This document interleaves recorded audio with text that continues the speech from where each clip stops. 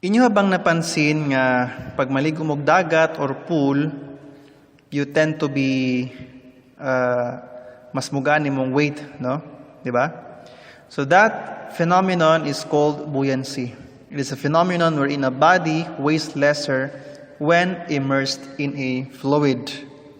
Kaning phenomenon is described in Archimedes' principle, which states that when a body is completely or partially immersed in a fluid, the fluid exerts an upward force on the body equal to the weight of the fluid displaced by the body. So mao nang mugaan ka, ang uban kay mulutaw, no? But in general, kung dili ka mulutaw, mas mugaan imong weight. Mas mugaan ka because there is an upward force exerted on your body, and that force is exerted by the fluid. And that force is called, that upward force exerted by the fluid on the immersed body is called buoyant force. Okay, let's go to example 4. We have a 15 kilogram solid gold statue that is raised from the sea bottom. What is the tension in the hoisting cable?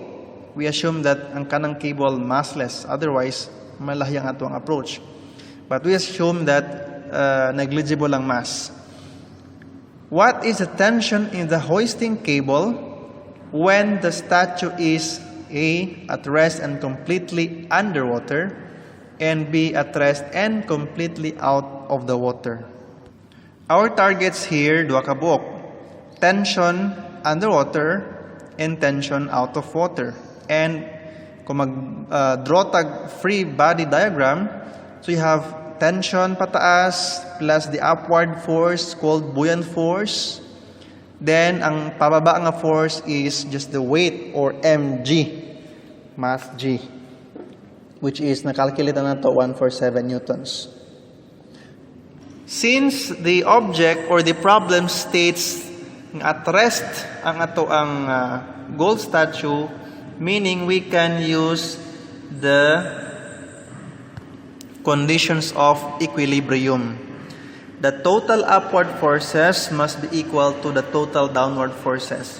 And the total upward forces is TSW plus BSW, meaning tension sa seawater, tension underwater, plus the buoyant force underwater.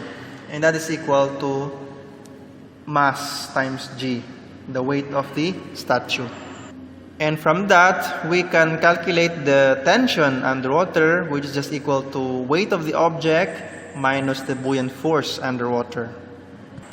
Kabalo naman ta sa value sa mg, that is simply 15 kilograms times 9.8, and that is equal to 147 newtons. But the buoyant force underwater, mo na wala ta kabalo, so mo na pangitaon sa nato. And for part A, ato asang kwaon ang buoyant force underwater, which is equal, according to Archimedes' principle, the buoyant force is equal to the weight of the displaced water. Makuha nato ang weight of displaced water by first finding the volume of the seawater, which is equal to the volume of the statue. Okay? Because the volume of the seawater, gikuan naman na siya, gipulihan naman na siya og statue. So, the volume of the seawater is simply equal to the volume of the statue. And from the formula, rho equals mass over volume, makuha nato ang volume sa statue by dividing the mass of the statue by, divide nato na siya by density of the gold, because the statue is made up of gold. And since the mass of the statue is 15 kilograms, and sa table, ang density sa gold is 19.3 times 10 to the 3 kilograms per cubic meter. So we have volume for the statue is 7.77 times 10 to the minus 4 cubic meters. And this volume is, mo na siya ang volume sa seawater. Pero dili pa nato ang target ang volume sa seawater. We will determine the weight of that volume sa seawater. Using the same formula for density, rho equals mass over volume, i-rearrange nato ang variables. So the mass of the seawater is equal to the density of the seawater times the volume of the seawater. From the table, the density of seawater is 1.03 times 10 to the 3 kilograms per cubic meter. Then the volume of seawater, bago lang nato na-calculate, 7.77 times 10 to the minus 4 cubic meters. So we have mass sa seawater is 0.8 or 0.800 kilograms. But we are not interested sa mass. What we need is the weight of the seawater, which is magamitan nato formula ang weight equals mg or W equals mg.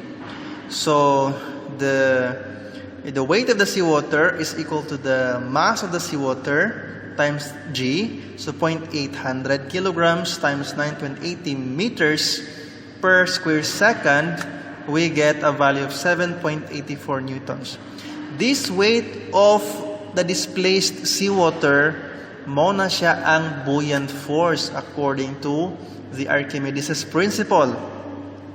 So na natay buoyant force, makalculate na nato ang tension underwater. So from our previous formula, tension is equal to mg minus buoyant force. So mg is 15 times 9.80 minus 7.84 newtons for the buoyant force.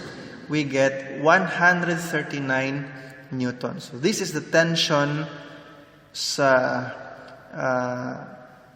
pag-hoist, no? Sa pagsaka sa statue underwater. Next, part B, at rest and completely out of water. At rest gihapon, pero at this time, completely out of water. Meaning sa air na ta, ang atong fluid from seawater, nag-change into air. So, same approach, no? We use the same free body diagram, and so we get tension sa air must be equal to mg minus buoyant force sa air. And the buoyant force sa air is equal or must be equal to the weight of the displaced air according to Archimedes' principle. So before nato makuha ang weight sa displaced air, ato sang kuhaon ang volume sa air, which is equal to the volume of the statue, which is equal to 7.77 times 10 to the minus 4 cubic meters. So from the volume of the air, makalculate nato ang mass sa air using the formula sa density. Rho equals mass over volume. You just rearrange the variables. Ang imong target is mass. So mass is equal to density times volume. Density of the air, nasa to ang table, 1.2 kilograms per cubic meter times volume sa air, 7.77 times 10 to the minus 4 cubic meters. The mass of the air is 9.32 times 10 to the minus 4 kilograms. And if imo na siyang, di man nato kailangan ng mass, but what we need is weight of the air. So to convert using the formula, weight equals mg. So the weight of the air is mass of the air times g. Mass of the air is 9.32 times 10 to the minus 4 kilograms times g na 9.80 meters per square second. We get a weight of 9.14 times 10 to the minus 3 newtons. Take note, times 10 to the minus 3. So gamay kaayo na siya, no?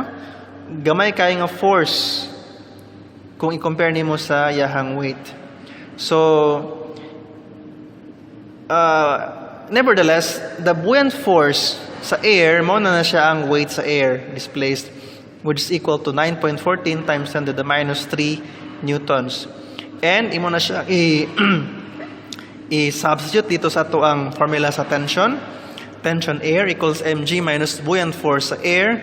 So mass times g is 15 times 9.80 minus kaning value 9.14, and you will still get the same value of 147 newtons, no?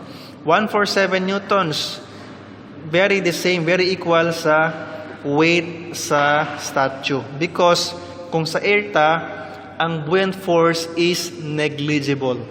Dili na nato mapansin. Because the weight of the displaced air is negligible.